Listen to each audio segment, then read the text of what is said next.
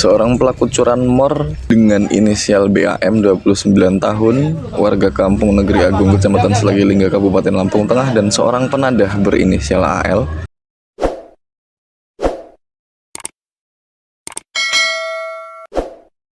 52 tahun, warga Kampung Sendang Asri, Kecamatan Sendang Agung, Kabupaten Lampung Tengah, diringkus TKP 308 Polres Lampung Tengah berikut 8 unit sepeda motor hasil curian sebagai barang bukti.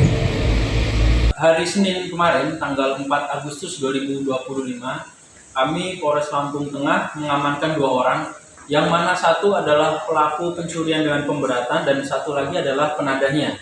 Kami juga mengamankan 8 kendaraan.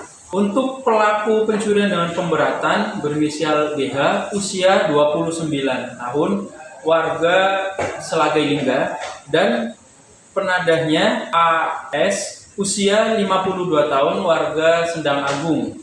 Untuk pasal yang kami terapkan 363 untuk BH dan 480 untuk AS.